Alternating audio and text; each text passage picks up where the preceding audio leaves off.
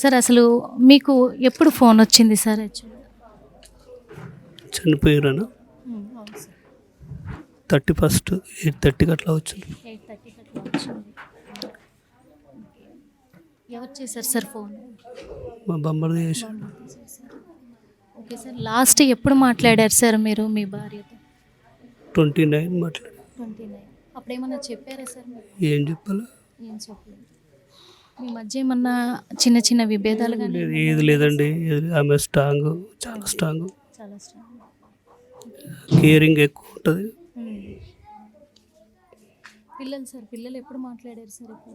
27 పాప మాట్లాడింది. Sir exam రాయడానికి వచ్చింది. 27 మాట్లాడి 28 హాస్టల్కి వెళ్ళిపోయింది. అంటే మిమ్మల్ని ఇబ్బంది పెట్టడానికి కాదు సార్, ఎందుకంటే తను ఒక సాఫ్ట్వేర్ ఎంప్లాయ్, చాలా స్ట్రాంగ్ పర్సన్ అని వాళ్ళ బ్రదరు చెప్పారు, మొన్న వాళ్ళ మదర్ చెప్పారు, ఇటువైపు మీ తమ్ముడు చెప్పారు, అందరు కూడా చాలా స్ట్రాంగ్ పర్సన్ తను అని చెప్పారు. అంత స్ట్రాంగ్ పర్సన్ ఇలాంటి డెసిషన్ తీసుకున్నారు, మీకు ఏం చెప్పలేదంటున్నారు. అంటే ఉద్యోగరీత్యా ఆఫీస్లో ఏమైనా ఇబ్బందులు ఉన్నాయని కానీ మీతో ఎప్పుడైనా షేర్ చేసుకున్నారు? లేదండి, అలా ఏం లేదు, ఏం లేదు. పిల్లలతో ఎప్పుడు మాట్లాడారు సార్? 27 మాట్లాడాను పాపతోటి. Okay sir.